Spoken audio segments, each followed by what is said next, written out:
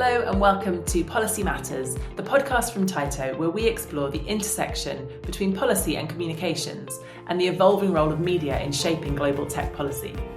This series helps PR and communication leaders at tech companies understand how to engage with the media, build meaningful relationships, and craft stories that drive impact in a complex European and global political landscape.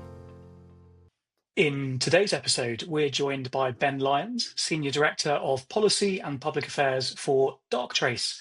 Prior to his current role, Ben worked in policy communications for Virgin Media and held a number of positions in the UK government's Centre for Data Ethics and Innovation, including 3 years as that unit's Head of External Affairs. Ben, welcome to the show. Hello, great to be here. So Ben, Darktrace is very much a British tech success story. You pioneer the use of AI in cybersecurity. You're a trusted partner for businesses, public sector organisations. It's actually quite a nice segue, I suppose, into how this landscape is changing a bit. And a big picture question to start today's discussion, which is why can tech companies no longer afford to stay silent on issues of public policy and regulation? Well, look, I think in short, it's because policy hugely affects the environment in which tech companies operate in, and companies both have a need and a responsibility to be part of that conversation. So if we want technology to be understood, to be trusted, and to be used responsibly, then companies are going to need to be part of that, offering evidence, their expertise, and their solutions. I do think it's interesting also just to think about how this has changed, because, you know, if you think a few years back, there was a real temptation for tech to ignore government and for government to ignore tech. I think in some ways this was a product of US geography. So Silicon Valley is just a long way from Washington, DC. And it kind of felt, I think, understandable in a world where tech felt pretty peripheral to a lot of the big policy debates that were going on. But that really is a far cry from where we are right now. You know, so tech is really at the core of pretty much every big societal debate, whether it's geopolitics and national security, whether it's pretty fundamental questions about the future of our economy, whether it's political questions about democracy and free speech. And then obviously it's also building the platforms in which these debates are actually occurring themselves. So I think governments are starting to recognize just how important tech is, whether it's explicitly or implicitly, and they're responding to that in new regulations, in major investments, trade policy, you name it. And it's really important for tech companies to have a seat at the table. And Ben, that's really interesting that you talk about just that importance of the seat at the table. I mean, can staying silent when it comes to tech policy and regulation almost shrink your permission to play when it comes to these policy debates? Yeah, no, for sure. I mean, I think if you are in the public conversation and you are essentially not taking a public view on issues which affect you, then you're not going to get prioritized in debates. You know, governments may not really necessarily realize you've got a stake in an issue. So I think the ability to clearly and evidence-based way set out what you see as the issues is really important to be able to also have that deeper dialogue with government, as well as the dialogue that will occur through the media. Yeah, and we're in this sort of landscape at the moment of citizen activism. So you talk a lot about how the policy landscape changes. I think the way that citizens interact with governments is also changing. Is it fair to say there's quite a lot of pressure on businesses from customers, partners, and investors to take a stance on some of these big policy discussions? And how does that impact the way that you craft a policy narrative? I mean, I think things have probably evolved on that a little bit over the last few years. I would say maybe about 5 years ago or more, there was probably more of a sense of kind of companies feeling a need to take a stand on a lot of political issues. And I think that perhaps There's been a reassessment in a range of businesses to focus perhaps more on those issues which are really at the core of what the fundamentals of the business are about. And look, I mean, I think it depends a lot on an issue by issue basis and on the sector the business is in. So, we work in cybersecurity and using AI for cyber, and so we serve predominantly enterprises and public sector organizations. It might be different if we were more of a consumer facing business, but I think for us there is a need to ensure that we are operating responsibly and considering society at large, but feeling more questions from our from a customer base, which are enterprises rather than consumers. So for a company like Darktrace and other tech companies with more of a B2B focus, it is more genuinely about showing responsibility, engaging with the policy as it evolves, as opposed to kind of perhaps more of a consumer reputation and kind of building a positive image more publicly. Yeah, I think we want to do the right thing, and we want to, and it's important to us to have a strong reputation as a business. But it starts from being a business that is trying to operate responsibly in the markets that we're serving. So we do a range of activity from supporting skills at the future of cyber and AI to partnering with governments in some of the markets that we serve to build cyber resilience. Where should a company start with that journey? If they want to become more visible on policy, where should they start with considering who are their real audiences they're trying to reach there? I mean, I think it depends on the issues and on the issues that matter to them. The broad question, right? Yeah, but so I think it's got to start with the business strategy and the policy issues which most affect the business. There are some tech policy issues which are real hot button issues which get on the front pages of newspapers. There's quite a lot which are in the background of little parts of gov.uk and requests for information which don't necessarily get into the public eye that much. And so there's there can be a question for people in tech policy roles around whether they want to make a debate which might not be a particularly high profile debate a more salient one, and to kind of amplify it or not. But that would depend quite a bit on a kind of case by case basis. And it's really interesting you mentioned almost the differences between the front page news versus the buried in the small print news. I think it is fair to say that tech policy and regulation used to be a lot more niche than it is currently. There's been this transition, certainly over the past 5 years, into it being something that national newspapers do feel is front page news, which I think it probably wasn't about half a decade or so ago. How do those media narratives shape the regulatory environment in which we work in? And I suppose a follow-on from that, how can comms teams like yours at Darktrace influence some of those narratives? I mean, I think so. We as a function operate around the world, and I think in the UK there is a particular importance often to the media narratives on some of these issues, because in Britain, often the decision makers will have less of a background in tech policy issues, just based on the way in which our system works.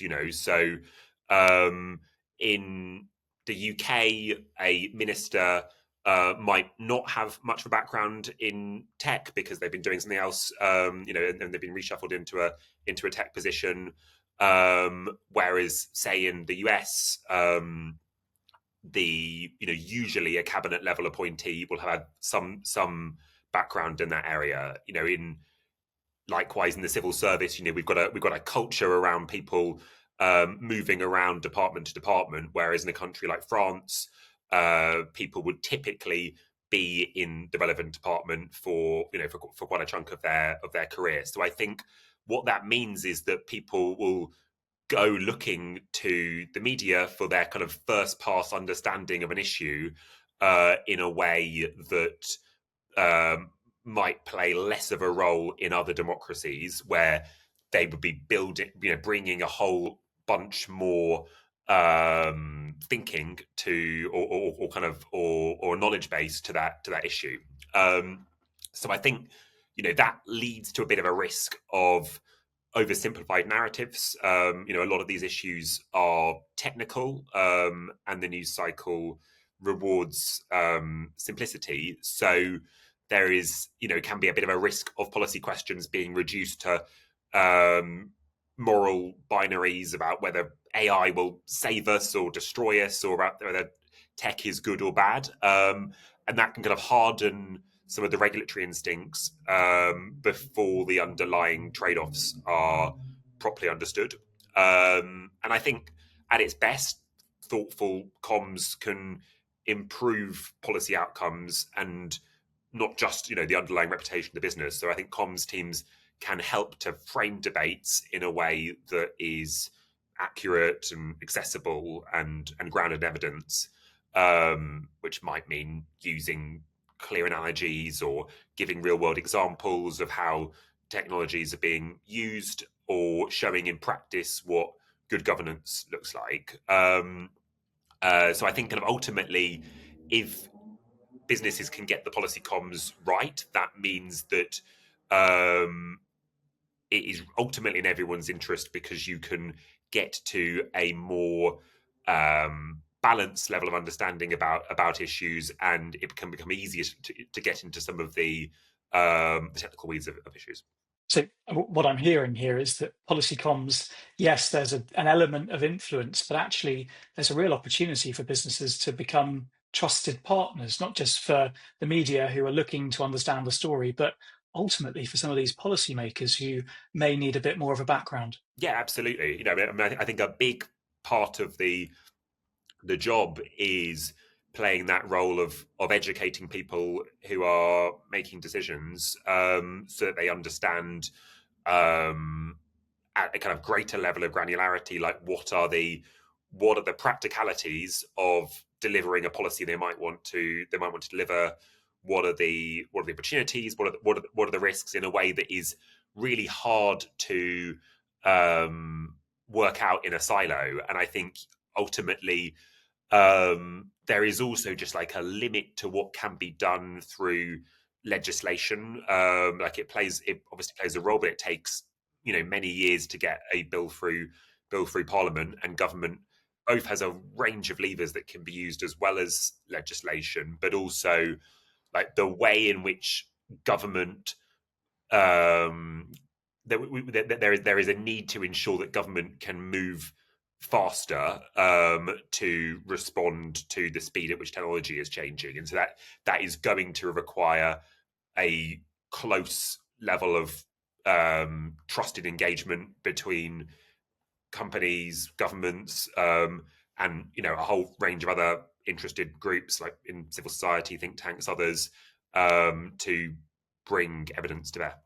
I mean, there are just so many stories that are important in these decision-making processes. How do you decide which ones to join? What's correct to offer your opinion on, to background brief people, and ultimately which ones should be let pass?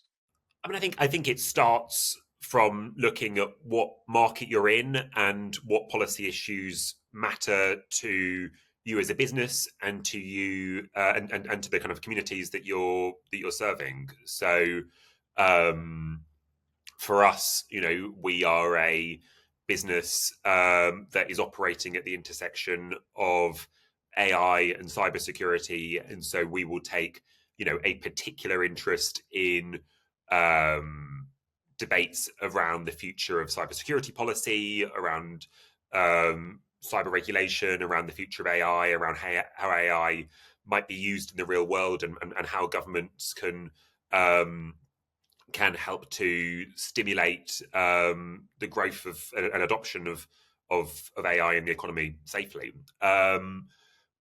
There will be another issues, a whole bunch of other issues which might touch us, and on a kind of case by case basis, we'll have something to say to them. But I think it's important to be able to prioritize, and also, I work in policy rather than comms, but for my comms colleagues, to build those trusted relationships with media, and for media to know, well, we can speak to Darktrace about these issues, and Darktrace is going to offer me expert insight and commentary, and being able to provide that point of distinction in a crowded market is also important on the comm side of things.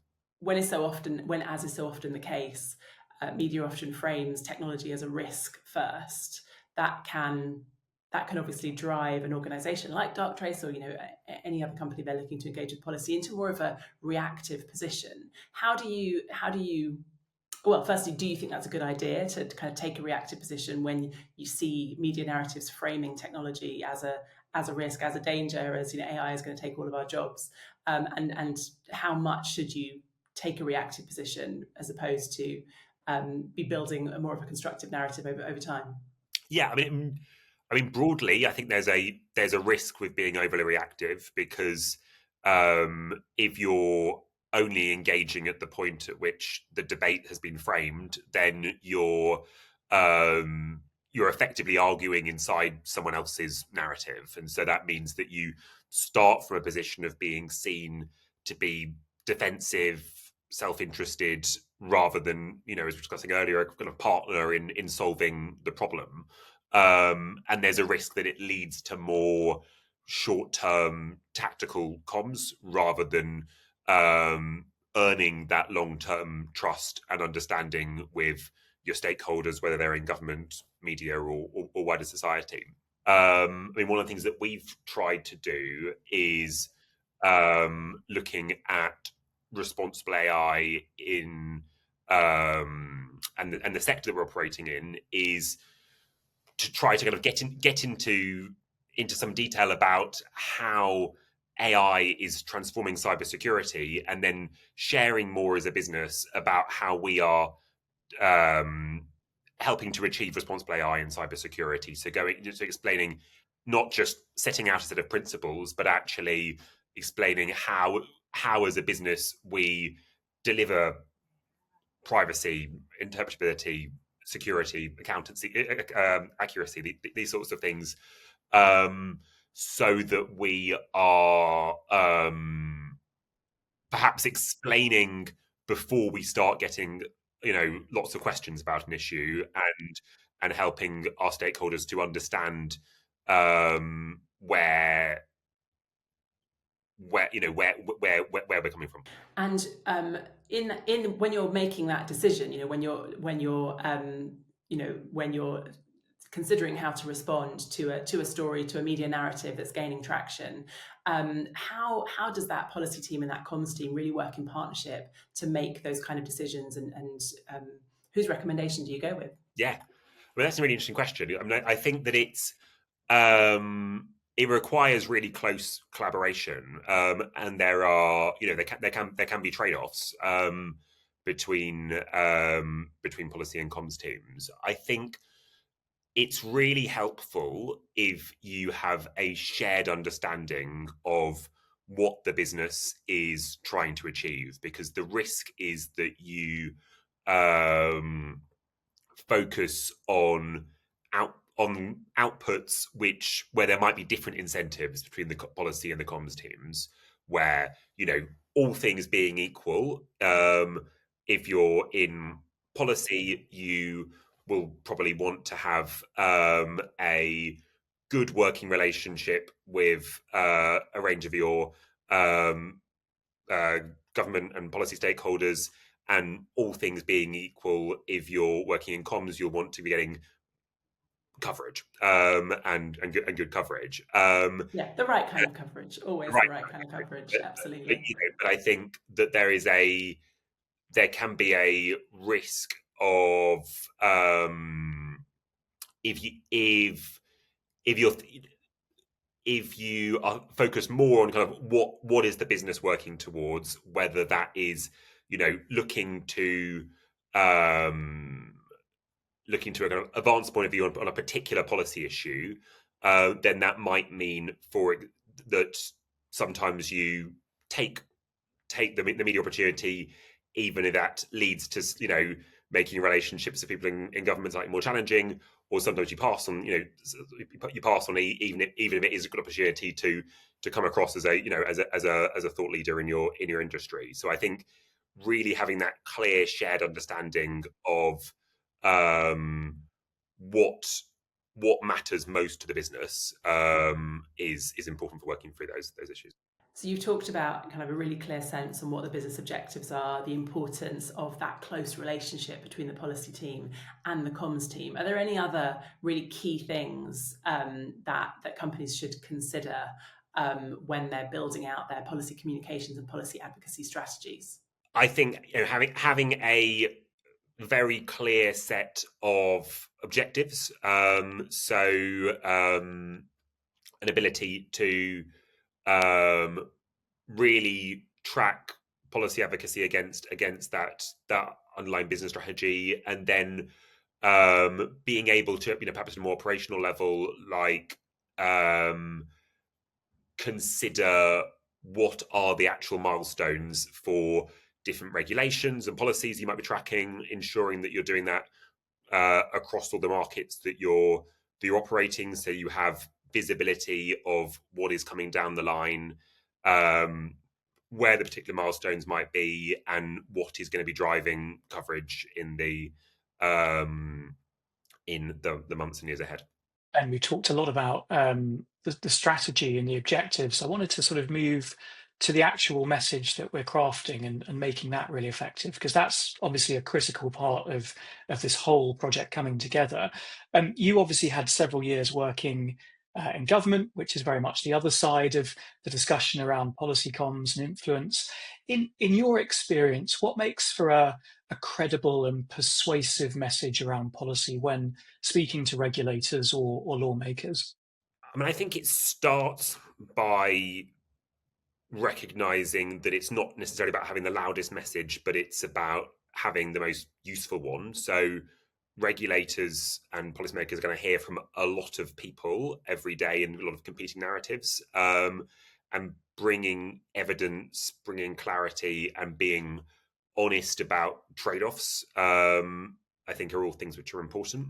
So again, I guess if you think about evidence, when we're talking about AI and cyber defense, we will be focused on concrete evidence about how AI is being used today to augment human security teams, how AI-enabled approaches might differ from other approaches, sharing insights about how the cyber threat landscape is evolving. These are all things which can be helpful to policymakers in terms of how they might think about a given issue. So recognizing that you've got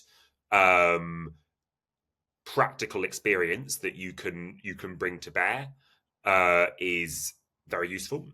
I think secondly, acknowledging those trade-offs, because I think you can quickly lose credibility if you pretend there are no downsides or complexities to the position that the company might favor, and being frank about explaining, well, here's what works, here's what's hard, and here's where we might need to kind of work together to work through some of the issues, is going to be going to lead to more constructive relationship. And then I think this goes for all comms, but I think really understanding your audience is important. So we've spoken quite a bit about starting from or being very rooted in business strategy, but I think you're going to struggle if you just say, well, this is what we're doing as a business, and just talk about your business. You need to start from the position of understanding what it is that government or a policymaker is trying to achieve with a with a policy, understand to what extent what you're doing is going to help them to deliver that or not, or where there might be tension, but starting from that position of really understanding what it is that makes a policymaker tick, what's driving them, what are their what does good look like for them, and then you can often help them to deliver a policy, or you can explain, well, actually, here are some challenges with the policy which mean that it may not work very effectively. But I think really understanding their goals is pretty essential. And I think you're absolutely right. You've hit on one of the key sort of like nubs of developing great comms across lots of different sectors. It's understanding that audience. But I suppose in policy, as well as in other areas of comms, there are often lots of different audiences with lots of different objectives and ways of viewing things. So, I'm thinking of policy. You've got public media, you've got regulators, you've got your own internal stakeholders, you've got the general sort of consumers if you are a B2C company. How do you tailor your message to those different audiences whilst also maintaining a consistent message that overarches above all of those when it comes to policy and tech? You've got to be consistent at a high level. I think it starts by extending that piece of analysis to think through, well, what do these different stakeholders care about? So if you think about what we're doing using AI for cybersecurity, there will be some stakeholders who care about that because we are helping to make the country and other countries safer and more secure. And there is a national security element to it. There's a kind of AI innovation supporting great jobs, R&D side of things to it. There's a story around how does a business do this in a way that is responsible and sustainable, which is another part of the story. But I think it's got to ladder up to something core, which is about around how AI powered cybersecurity can make the world a more secure place and realize the huge potential that technology offers, and cybersecurity offers, in order to realize that potential of tech-enabled economic growth. So I think it's kind of looking at the different parts of your story and tailoring that to different audiences. Yeah, and you're talking about this and couching it in those sort of global terms. We're talking about making the world a better place and talking to different global audiences. Obviously, just to make things even trickier for a policy comms team, there are different regulatory frameworks depending on which audiences you're speaking to or which governments you're trying to have these discussions with. How does that create its own unique set of challenges for policy teams, and how do you almost balance that narrative across borders? I mean, there's probably two parts to it. There is a real operational need to make sure that you are tracking regulation as it develops in the markets that matter most, and being able to do that, have the foresight on how things are developing, is important. I think in practice it means that that there will be certain things which make more sense in different markets than others, and which you'll end up talking about more. So if you're in a if you're talking about the nature of the cyber threat, you want to be providing examples which are examples which have been noticed and for like real challenges in that country. talking about the sort of industries and sectors which matter to that country's economy. And then from a kind of regulatory point of view, and often there is, for us at least, there is often a degree of continuity about the points that we're making, because what good cyber defense looks like is the same, whether or not you're in the UK or the US or Australia. And so some of the underlying principles that we'll be talking about will be the same. The more complicated thing is, how do you actually practically translate that into the different regulatory environment and the kind of different sets of levers and tools that a country has. So some countries will want to use will find it easier to pass legislation, for example. Some won't, and so the toolkit changes. It's ultimately a little bit more complex, perhaps, but it's ultimately that same question of knowing your audience, isn't it? Yeah, for sure. Yeah.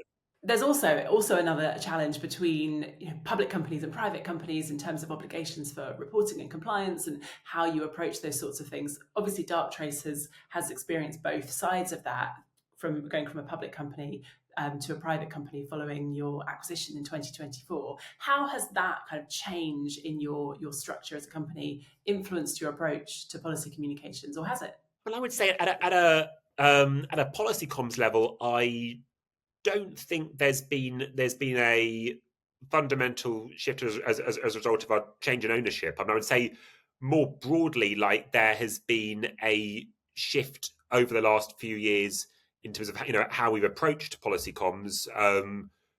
We are a more global business. So looking across a whole range of markets and understanding and kind of commenting on policy issues, from UK, EU, US, Australia, and so that kind of need to, and in fact, of that an ability as well, to be able to kind of provide commentary to media in a way that enables them to kind of have insight from a company that is looking at things in that global way. So able to kind of look at some of the continuities and differences can be a kind of helpful sort of insight. I think also just the debate that we're in has shifted a lot, as AI has become far more mainstreamed, as there is an increasing recognition of the power and potential of AI in cybersecurity. That means that we've had to be, more nuanced as well in terms of talking about some of these issues. Yeah, that's an interesting question, actually, and I'm wondering what has influenced your evolving strategy more. Has it been your own company innovation, product development and strategy, or has it been the evolving regulatory landscape, or a balance between those two things? What has been the trigger for your own evolution of your own approach? I think that as the business continues to grow globally, I think that means that there is more value for us, as or it's more important for the business to be contributing to debates around the world, because we have more of a global footprint. But I think that at a kind of more policy and regulatory level, we will often be looking to engage with debates as legislation and other things develop. So for example, in the UK, there is a cybersecurity and resilience bill being developed. If that wasn't being developed, then we would, have less to say about critical infrastructure regulations. And so, to some extent, you're also looking at legislation and regulation as it's being developed, and able to offer insight. So on that note, kind of looking forward about kind of what's coming down the pipe. Obviously, it's a really rapidly evolving and very kind of fragmenting regulatory landscape, and a ton of increasing scrutiny on tech companies, on the role, as you said right at the start of the conversation, the role that technology is playing in all of our lives. How do you think things will change? What do you think will be, the importance of those conversations around regulation, engaging the media, kind of taking a public position on these things for tech companies over, I don't know, the next 5 years? I mean, I think the first thing I'd say is that media is going to change a lot. So I would expect that the role of the traditional media will continue to fragment at the very least. And I think there'll be an increasing importance to things like earned and owned channels like podcasts, like Substack, like LinkedIn, and as people increasingly get their information mediated by AI rather than a newspaper. Also, like a question around like what does the AI say about the issue that you care about, and that will become, I think, more of a question over the next few years. And then I think one knock-on effect of this as well will be that tech policy debates become more global, or at least more global within the English-speaking world. So if you think in the last year, like the UK's approach to online safety has become a big issue for the right in the US, and I think that like one reason perhaps for that is if you look, people like Elon Musk are seeing British political influencers in their feed in a way that they're not necessarily seeing French or German political influencers, and so it is easier for issues to flare up in this way than it might have been the case in a more national focused traditional media world. So I think we'll see media becoming more fragmented, and the job becoming perhaps less about managing headlines and more around shaping understanding in a time in which I think we would anticipate AI is going to really significantly change economies and geopolitics and a whole range of other things. And a lot of these debates won't necessarily just be seen as tech debates, but they'll be seen as debates about a particular industry or political issue. It's really interesting you should make that point, because we're seeing exactly the same thing at Tyto in our latest Tyto Tech 500 influencer reports. That's exactly what we're seeing, the rise of this kind of multi-hyphenate influencer, people using multiple different channels to communicate. So I think you're absolutely right in terms of that increasing fragmentation that we're going to see of how influence is built, how people get their news, how people build those sort of trusted relationships. So yeah, really interesting that you are observing that as well. And on that point, Rebecca, and to your earlier point, I think we could have several podcasts out of some of the discussions that we've had today. We talked about the importance of crafting a narrative for multiple different audiences. We've obviously talked about the importance of that strategy, public and private companies, and right at the end about the public expectations around the rise of tech. So all that remains to be said is thank you very much for a fascinating conversation. Ben Lyons, Senior Director of Policy and Public Affairs for Darktrace. Thank you for joining us for this edition of Policy Matters, part of the Without Borders podcast series from Tyto, the only PR and communications agency built to scale tech companies faster across Europe.